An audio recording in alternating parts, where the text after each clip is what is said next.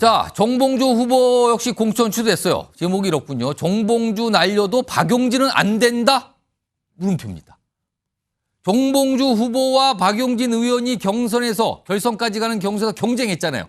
그래서 정봉주 후보가 이겼는데 공천 취소된 거예요. 자리가 비었어요. 그러면은 패배했던, 그럼 2등을 한 셈이잖아요. 2등을 한 박용진 후보가 공천을 받는 건가?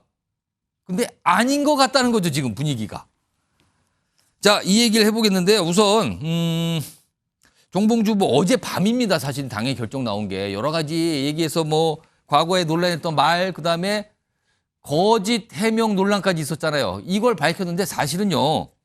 어제부터 본격적으로 알려진 게 2015년, 좀 세월이 지났지만 불교계와 관련된 어떤 얘기를 한 게 있거든요. 이게 또 굉장히 자극을 준 거 아닌가라는 얘기인데 그 목소리 좀 들어보겠습니다. 너네 오늘 종무실에서 나와서 내 얼굴 쳐다본 인간들 각오하고 있어? 어?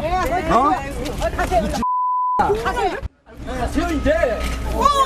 이거 좀 나요. 밀지 말고 가세요. 밀어봐요. 또 밀어봐. 왜 밀어 사람을? 서영주 부대변인. 뭐 정봉주 후보 공천 취소까지 간 거로 혹시 이제 불교계와 관련된 사안이 이제 과거에 있었던 일이지만 이게 다시 또 부각되면서 혹시 이게 또 강하게 영향을 미친 거 아닙니까? 그러니까 이제 종합적으로 판단했을 것 같아요. 그러니까 민주당은 기본적으로 국민 눈높이에 대해서 여러 번 이재명 대표가 강조를 했습니다. 국민 눈높이를 맞춰야만 총선에 승리할 수 있다.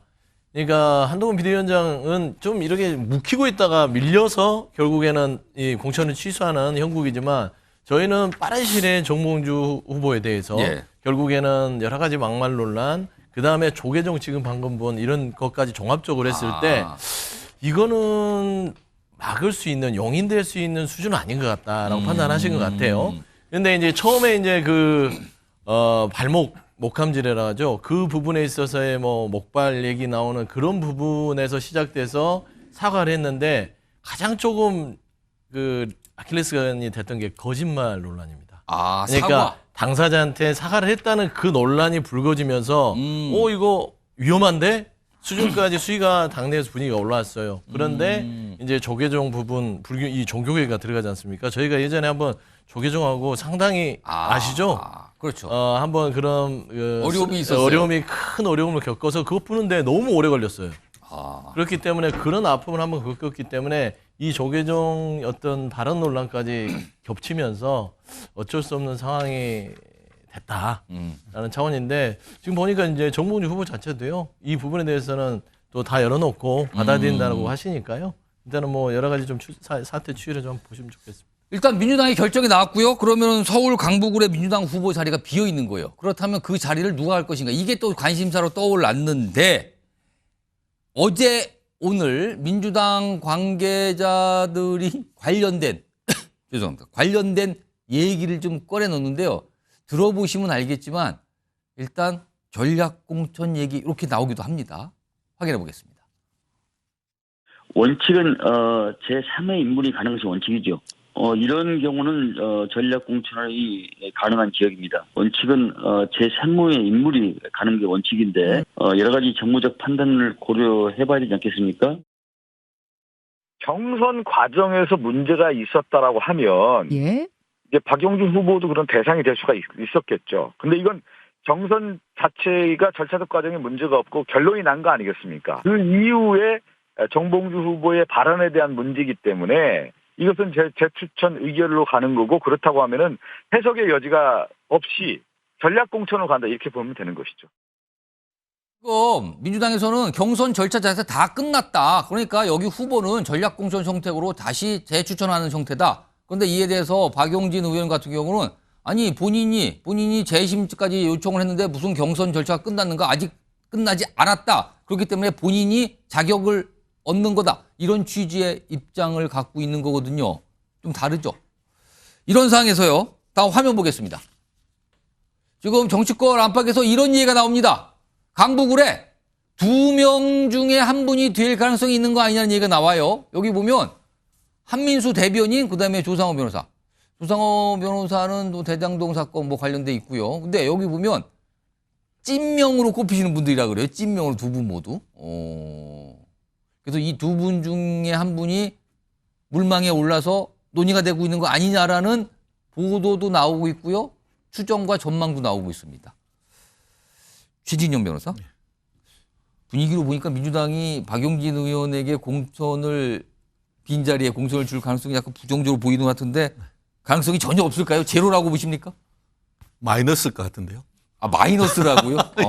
제로를 넘어서 마이너스일 것 같습니다. 실질적으로 만약에 박용진 의원에게 줄 것 같았으면은 예. 벌써 이 논란이 있기 전에 바로 예. 발표를 했을 가능성이 크겠죠.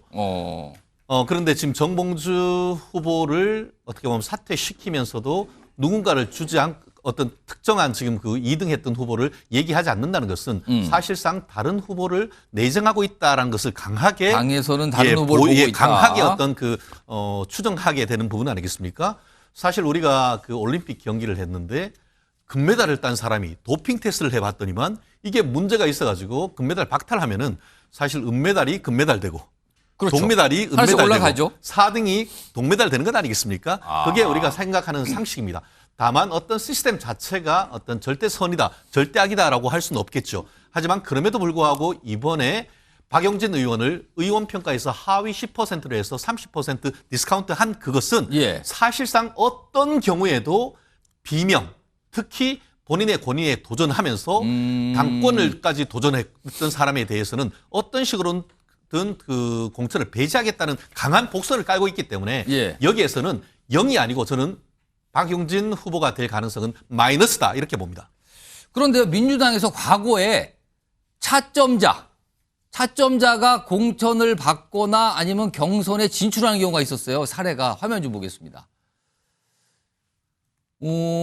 지금 저 서대문갑 경선이요. 김동화 변호사가 결국에 공천을 받았는데 원래는 경선 3명이 올라가는 경선에서 4위를 했기 때문에 못 올라갔거든요. 근데 성시훈 당시 후보가 논란이 좀 생기면서 교체가 됐어요. 그러니까 4위가 3위로 올라간 거죠. 그래서 결국에는 최종적으로 공천을 받았어요. 이겨서 경선에서. 이 사례가 하나가 있고요. 이건 경선과 관련된 사례고요. 그리고 지난 2020년 총선 부산에서 있었는데요. 당시 후보 한 분이 공천이 됐는데 어떤 문제가 불거졌어요. 그래서 2위를 했던 다른 후보로 교체가 됐습니다. 이건 아예 총선에 후보가 교체가 된 겁니다. 이 사례가 있었어요. 김주호 부대변인. 네네네. 과거 전례가 있는데 이번에는 전례대로 안 되는 겁니까? 아, 저런 전례도 있는데요. 예. 국민의힘의 최신 전례가 나왔습니다. 뭡니까? 국민의힘 경우 정우택 후보 이번에 예. 공천 탈락했죠. 오. 공천 탈락했는데 청주 상당구의 옆 지역구에 뛰던 서승우 대통령실 행정관을 전격적으로 전략 공천했습니다. 그러니까 이 낙청이 된 거였잖아요. 근데 아니, 그 지역에 경선을 했던 사람이 아니라 다른 지역에서 다른 지역에 경선했던 사람을 옆 지역구에 그냥 공천해. 그러면 전략 공천인가요, 그거는? 저는 진짜 제가 정당 생활하면서 예. 보도 못한 전략 공천이고요. 대통령실 측근이 아니면 이러한 공천이 이루어질 수 있었을까? 그러면 막판에 예. 윤석열 대통령의 입김이 국민의힘 공천에 강하게 작용하고 있다. 그러면은 그거를 이제 주장하시는 그러면은 민주당은 어떤 케이스를 선택할 것 같습니까? 아니, 이 민주당은요. 사실 이건 제 개인적인 생각입니다. 당대표나 지도부 입장에서는 어떤 박용진 의원도 하나의 후보로 생각하고 있을 거예요. 예. 있는데 이 박용진 후보가 예. 의원 평가, 경선, 예. 경선 이후에 계속 당과 지지층을 좀 자극하는 행동을 계속 하고 있어요. 예. 뭔가 좀 당에 반하는 말씀, 또 당 지도부를 비판하는 말씀, 당을 비판하는 말을 많이 하고 있기 때문에 예. 사실 저희는 정봉주 후보가 당의 교육연수원장이었어요. 예, 그렇습니다. 굉장히 예산도 많이 예. 배정받고 당의 어떤 그 당직자로서 굉장히 지위가 있었음에도 불구하고 예. 이번에 정말 읍참마속으로 정리를 한 건데요. 예. 정말 장해찬 후보만큼이나 예. 저희도 이분 정말 떠나보내면서 당원들이 제가 알기로는 당사에 진짜 그 어떤 비난이 그냥 빗발치고 이재명 대표한테도 알겠습니다. 예. 문자가 엄청 오고 있대요. 알겠는데 그러면 민주당은 어떤 선택? 그러니까 그래서 국민의 가장 최신 사례를 선택합니까? 아니면 과거에 있어서 교체한 사례를 선택합니까? 정치는 생물이거든요. 예. 그래서 좀 추이를 지켜봐야 된다. 아직은 모르겠답니까? 예, 좀 추이를 봐야 됩니다. 예. 최진영 변호사. 짧게 말씀드리고 싶은데요. 정봉주 후보를 자른 것은 예. 제가 봤을 때는 이건 정치적 입장이보다 법적인 측면이 강했던 것 같습니다. 어. 아시다시피 그 허위사실 그 유포에 의한 그 공표죄 같은 경우에는 5년 이하의 징역 또는 3천만 원 이하의 벌금으로서 아무리 약하게 한다 하더라도 이 사안 같은 경우에는 이른바 별이 떨어지는 그러면 그럴 그 때 가능성이 있겠죠. 사과했다라는 부분. 사과했다고 하지만 사실상 사과했다는 것이 사실이 아닌 것으로 밝혀졌잖아요. 그 부분이 오히려 아킬레스건이 돼서 내부적인 법률 검토를 거쳤다. 저는 그렇게 평가를 하고 싶습니다. 예, 소영주 부대. 다른 거 잠깐만 주세요. 그러니까 그 허위사실 유포에 대해서 나중에 법적 책임을 지는 부분이 있어서 그 부담감 때문에 오. 정리를 했다. 근데 그런데 지금 전국 253개 지역구 보시면요 다 걸려 있습니다. 상대 후보들이요 다 허위사실로 다 걸어서요. 그 그렇게 설계가 다 따졌으면 있잖아요. 비슷한 거고요. 예, 그게 아니라 결국에는 막말 논란에 대해서 국민적 눈높이에서 상당히 많이 벗어나 버렸어요. 그 예. 결정을 한 것이고 그 다음에 지금 박용진 후보에 대해서 왜 안 올리냐. 그 사례를 보여줬어요. 예. 근데 당시에도 그러지만 이 정치권에서 늘 이런 부분들은 당헌 당규상 차점자를 올린다 규정한 명문화되어 있지 않습니다. 예. 이거는 당에서 정무적 판단이에요. 그리고 전략적으로 판단하는 예, 것이에요. 예. 그러니까 21대에는 저게 당시 총선 분위기에서는 저런 전략적 정무적 판단을 한 것이고 예. 22대에서는 차점자를 올리는 그러니까 뭐 아니, 말하자면 그 차점자가 아니라 전략 공천하는 다른 인물을. 그렇죠. 그런 지금 하겠다는 게 전략 공간위의 입장이잖아요. 근데 예. 전략으로 지정하면 세 가지가 있어요. 차점자를 올리거나 차점자를 경선을 붙이거나 아니면 제3의 인물을 붙이거나. 예. 그래서 제가 아까 들어오기 전에 이제 당 쪽하고 확인을 해서 취재를 해봤더니 뭡니까, 지금 박용진 후보에 대한 포함해서 이렇게 경선을 하는 부분들도 논의를 하고 있다. 아. 그러니까 아예 그냥 박용진 후보에 대해서 아예 배제하는 건 아직은 아니다. 모른다, 그 예, 그렇게 뜻이네요. 지금 알고 있습니다. 예. 알겠습니다.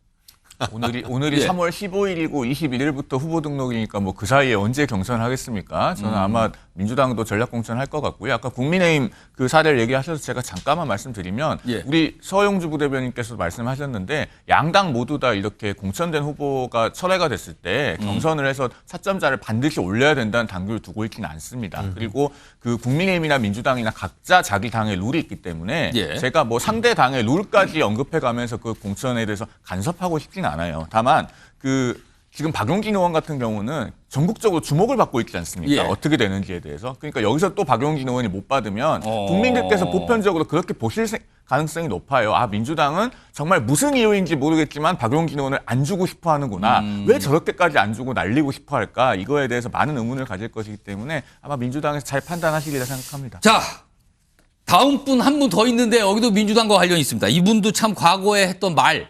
이분은 글이 아니라 말이에요. 말.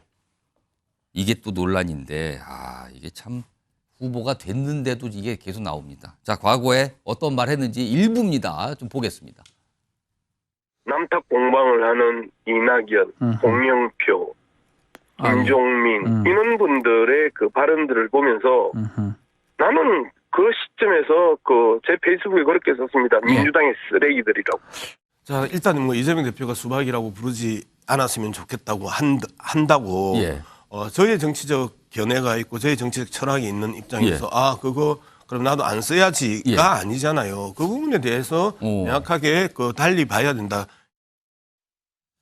자, 이제 수박 발언 이런 거 좀 많이 하셨는데 그리고요, 과거에 이것도 좀 한참 됐는데 기고문에 이런 내용들이 들어있네요. 여기 보시면 노무현 씨와 이명박 씨는 유사 불량품. 노무현 씨에 대해서는 참으로 역겨움을 느끼지 않았습니다. 노무현 씨라고 돼 있네요. 노무현 씨에 대해 찬양하는 일부 기억 상실증 환자들은 보면은 한편으로 안타깝다. 일단 이거 소영주 부대변인 이거 어떻게 보셨습니까? 짧게 얘기하면은 수박 발언 부분들은 본인이 정치적 이득을 얻기 위해서 그런 발언을 할 수 있어요. 거기까지 이해합니다. 하지만 노무현 전 대통령에 대한 이런 발언들. 그러니까 뭐 2008년이니까 시간은 꽤 지났습니다. 이것도 그렇죠. 그래서 본인이 쓴 글이에요. 그럼에도 불구하고 본인이 이 글에 대해서 어떤 입장도 밝히는 바가 없어요. 그리고 민주당은 노무현의 정신을 계승한다고 명확하게 돼 있습니다. 당헌당규에요. 근데 그러면 당헌당규의 정신을 부정한다는 건 민주당 안 하겠다는 소리예요.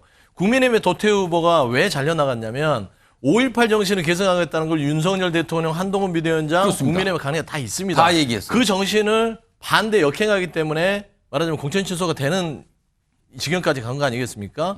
저는 솔직히 다른 문제를 다 차지하더라도 노무현 전 대통령에 대한 저런 인식 구조를 가진 후보는 절대 당에서 용납하기에는 좀 어렵지 않을까. 그래서 제가 알기로는 오늘 저녁에 긴급하게 최고위를 열어서 양문석 후보에 대한 어떤 논의가 이동돼 거치에 있습니까? 대한 논의를 하는 것으로 제가 알고 있습니다. 오늘 이재명 대표가 영남 쪽, 울산 등 뭐 이렇게 방문하고 있는데 질문을 받죠. 이 사안이 지금 현안으로 떠올랐으니까요. 들어보겠습니다. 양문석 후보가 노무현 전 대통령이 불량품이라는 발언을 했다는데. 네, 여러분 반갑습니다. 긴 시간 함께해 주셔서 고맙고 울산 시민 여러분께서 잊지 말고 행동해서 이 윤석열 정권의 무도한 폭정을 멈춰주시기를 부탁드립니다. 고맙습니다. 자, 소영대 의원님, 이게 민주당이 지금 어려운 과제이긴 하면 숙제이긴 하나 보네요. 고민. 아니 이재명 대표가 별로 어렵게 생각하지 않는 것 같아요. 왜냐면요. 양문석 후보가 전에 그 수박 발언으로 문제가 됐을 때 민주당에서 당직 정지 3개월이라는 대단한 솜방망이 징계를 내리고 끝났습니다. 그리고 사실 저분의 그 논란이 되는 발언은 이런 것만 있는 게 아니고요.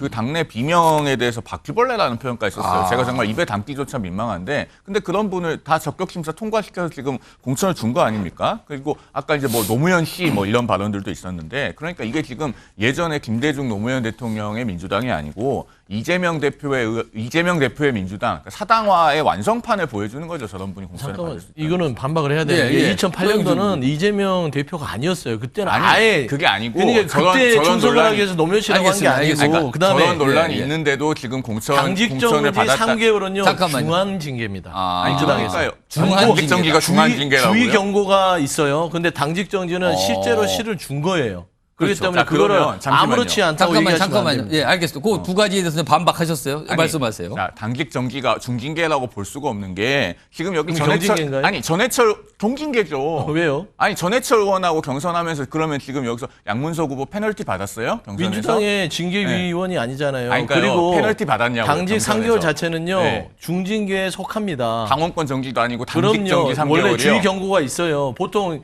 만약에 편을들었다면 주의 경고죠. 그러니까 그래서 그러면은 우리가 정치권에서 통상적으로 중징계라고 하면 선거에 나오는데 중대한 영향이 미쳐야지 그 중징계죠. 그러면 양문석 후보는 이번에 경선하면서 그 당시에 당직 정지 3개월로 어떤 페널티를 받았나요? 그걸 안고 여기까지 올라온 거 아니겠습니까? 페널티 받았어요. 남의 당에 네. 대해서 공천 기준은 알겠습니다. 굳이 그렇게 평가할 필요 없다고. 알겠습니다. 자, 당직 정지 3개월이 중하냐 아니냐 이거 갖고 갑자기 토론을 벌이시는데 알겠습니다. 각자의 판단입니다.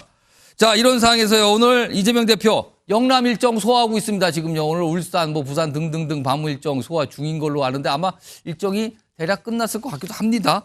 오늘 그 모습 좀 확인해 보겠습니다. 얼마나 망쳤는지를 여러분들이 체감했습니다. 고추가 맛있는데. 잘해.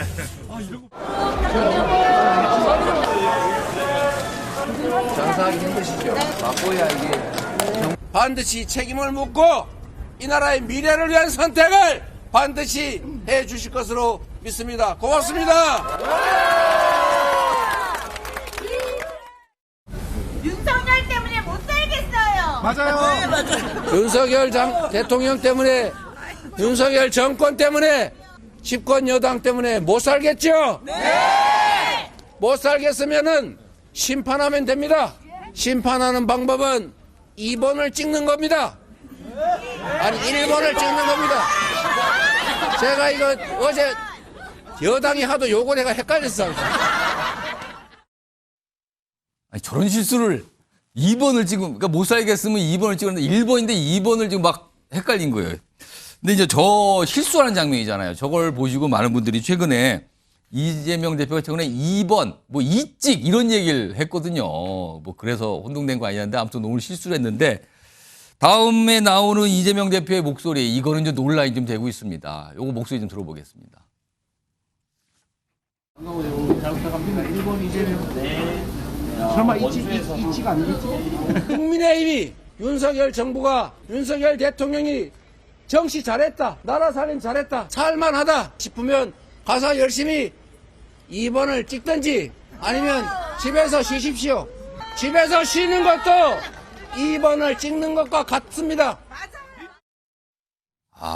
그러니까 이찍 발언도 논란이 되는데 그 이후에 며칠 지나서 2번 찍으실 분은 차라리 쉬는 게 낫다. 화면 보겠습니다. 이게 지금 논란이 되거든요. 그러니까 지난 8일에는 인천에서 설마 이찍 아니겠죠? 이렇게 물어보다가 이게 논란. 그래서 사과도 했어요. 이거에 대해서 뭐. 근데 어제는 충청이죠. 지금 살만하다 생각하면 2번 찍든가 아니면 집에서 쉬시라. 근데 이게요. 이 발언이 나오니까 과거에 정동영 전 의원 지금 좀 공천 받았어요. 그때 노인 관련해서 한 얘기가 엄청 났었죠. 그게 또 회자가 됩니다. 다시 한번 들어보겠습니다. 근데요. 그분들은 꼭 그분들이 미래를 결정해 놓을 필요는 없단 말이에요. 그분들은 어쩌면 이제 곧 뭐 무대에서 퇴장하실 분들이니까 그분들은 집에서 쉬셔도 되고. 여기서도 쉬시면 되고가 나왔네요. 최인정 변호사 이거 어떻게 보십니까? 그때 대선 결과가 어떻게 됐죠? 이명박 전 대통령이 50% 과반이 넘는 것으로 압도적으로 당선됐었죠. 아마 그런 부분을 생각해서 그럴까요? 2번 찍어라. 결국 제가 어떻게 그 느낌이 어떠냐 하면은 이번 총선 결과는 민주당이 제2당이 된다라는 것을 스스로 암시하는 것이 아닌가 하는 그런 느낌을 강하게 받는 것 같은데 저는 그럼에도 불구하고 뒷맛이 찝찝합니다. 대한민국에 살만한 사람과 살기 힘든 사람으로 두 부류가 나눠집니까?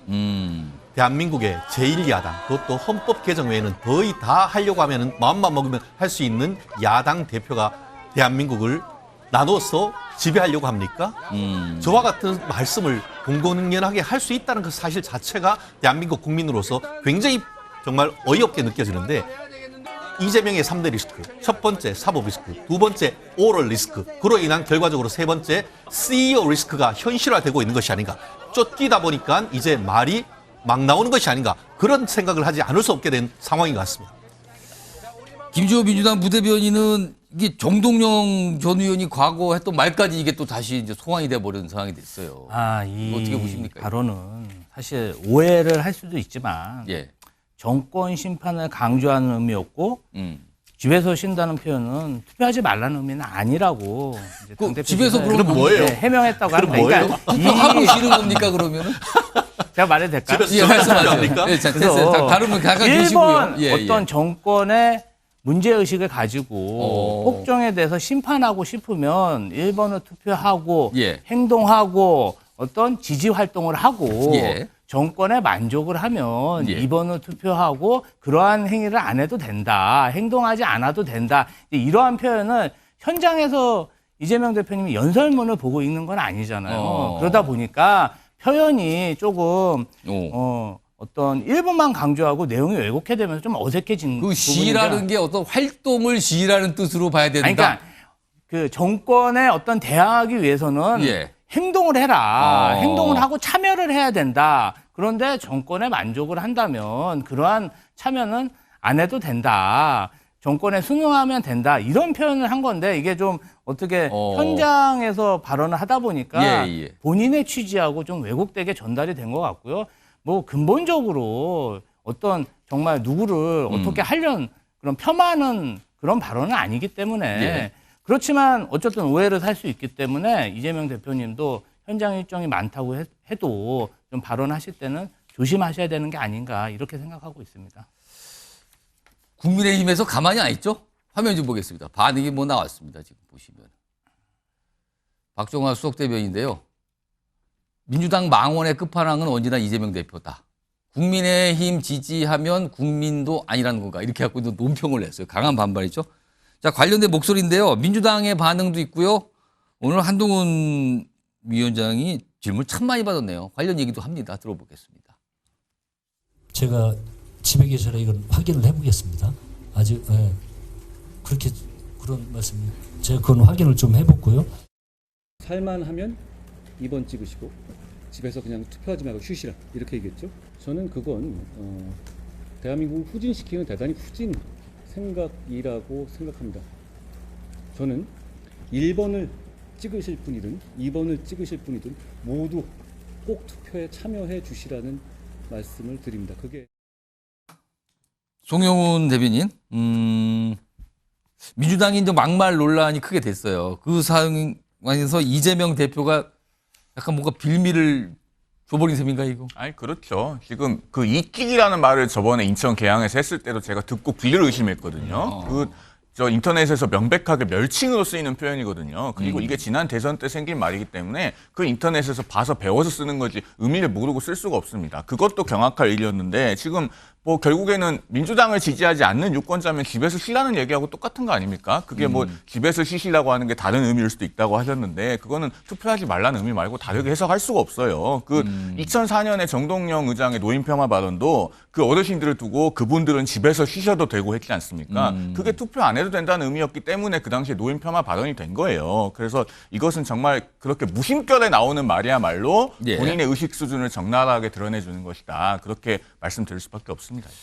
서영주 민주당 부대변인도 의견 주시지. 이거 어떻게 좀 보고 계십니까? 아니 그러니까 이게 지금 이 윤석열 정부 2년 동안 너무 살기 힘들잖아요. 가만히 있어도 국민들이 가난해지고 있는 나라 아닙니까? 너무 힘들어요. 그러니까 정말 윤석열 정부를 또 선택해서 더 가난해지고 싶으면 정말 2번 찍어라 그 얘기거든요. 그러면 살만하면 2번 찍든지 아니면 근데 여기에 생략된 게 있어요. 2번 찍을 바엔 집에 계시는 게 낫다. 투표하지 말라는 소리입니다. 그러니까 투표하지 말라는 게 아니라 2번 찍을 바엔. 그러니까 2번을 찍어서 이 정부가 또 우리 국민을 가난하게 만들고 힘들게 만들 바에는 그게 더 낫다라는 표현이에요. 그러니까 집에 쉬세요를 기분 나쁘게 드는 게 아니라 2번을 찍을 바에는 또 윤석열 정부의 무능함을 계속 느낄 바에는 그게 낫다라는 표현이지요. 근데 그 얘기 이렇게 받아들이는 걸 어떻게 투표하지 말라는 소리는 아니죠. 그러니까 이 말하자면 무슨 소리입니까? 강조를 하는 것은 2번이라는 것을 선택하지 말고 1번 찍어달라는 얘기예요. 그렇지 않습니까? 그러니까 그 중간에 뭐가 이게 투표를 하지 말고 2번 찍지 말고 1번 찍어달라. 2번을 찍을 바에는 투표를 안 하는 게 대한민국의 발전과 국민들의 삶을 더 높이는 길이고 삶을 지키는 길이다. 그 얘기를 하는 것입니다. 그러면 이거는 저는 여기에 대해서 막 이렇게 옛날 정동영 의원 거 가지고 와가지고 뭐 꼬투리 잡아서 투표를 방해하고 투표하지 말라는 얘기를 하는데요. 1번을 찍어달라는 지금 하소연을 이렇게 하는 거예요. 그러면은 다른 분이 다른 지역에 가서 유세하면서 이런 비슷한 얘기해도 괜찮습니까? 저는 솔직히 말씀드리면 2번을 또 찍어서 나라를 이렇게 엉망진창으로 계속해서 유지할 것 같으면 차라리 이 투표를 그러니까 그럴 바에는 1번을 안 찍을 바에는 투표를 안 하시는 게 낫겠다 이렇게 얘기하는 것 같습니다. 그 부분에 대해서는 저는 그 이해 정도에 따라서 다른 것이지. 그러면 유세 때 다른 분이 그렇게 앞으로 계속해도 상관없다고 생각하시는 거예요? 저는 충분히 설명하고 얘기를 해도 저는 아주 직설적이잖아요. 이 표현이요. 이렇게 나라를 망치는 윤석열 정부를 계속 하실 바에는 투표하는 게 아깝다. 저는 그렇게 얘기할 수 있다고 봅니다. 저는 꼭 이 말씀 드리고 싶은데요. 힘들어졌습니까? 물론 저도 살기 힘듭니다. 지난 그 정권에 문재인 정권을 심판하는 게 가장 핵심이 뭐죠? 부동산이었습니다. 부동산 폭등시켜가지고 했는데 윤석열 정부 들어선 이후에 최근에 어제 제가 기억이 나는데 생애 몇 년 동안 내 그 어떤 월급을 모아서 집을 살 수 있느냐 했는데 윤석열 정부 들어서 문재인 정부 비해서 3년이 단축됐다고 합니다. 그렇다고 한다고 하면은 그런 어떤 구체적 지표를 가지고 얘기하지 두루뭉술하게 윤석열 정부 때 살기 힘들었다. 그것이야말로 국민들 호도하는 건 아니겠습니까? 문재인 정부 때는 부동산이지만 윤석열 정부는 사과를 못 사요. 사과 하나를 못 사요. 사과 못 먹는다고 우리가 뭐 마지막으로 송영훈 대변인 잠깐 말씀하세요. 그러니까 이게요. 이재명 대표에게 제가 품격을 기대하진 않습니다만 품격 있는 정당, 품격 있는 정치 지도자면요. 국민의힘 지지하시는 분도 열심히 투표하고 민주당 지지자도 열심히 투표하고 다 같이 투표장에 나가서 일단 투표율이 올라야 우리 국민 모두가 승리하는 길이다. 그렇게 전제를 하고 민주당도 더 잘해서 국민의 선택을 받겠다 이렇게 했을 거예요. 그런데 정권 심판론 말고는 할 말이 없고 포지티브하게 뭘 하겠다는 게 없으니까 저런 발언이 나오는 거예요. 저는 교과서적인 얘기예요. 아까 물가 뭐 얘기하셨으니까 사과 10kg 경매 최고가 18만 원 돌파했습니다. 또 써오셨어요? 전년 대비 200% 가격 상승했고요. 단감은 89.6, 멜론 41%, 토마토 22.6%. 알겠습니다. 먹고 살기가 참 지난 힘듭니다. 겨울 동안 과일 몇 개나 드셨습니까? 그런 것 하나를 가지고 너무 지나치게 상징하지 말라는 취지인 거예요. 갑자기 과일감 논쟁으로 가시는데 알겠습니다. 알겠습니다. 오늘 패널 분도 대단하신데요, 오늘요. 알겠습니다.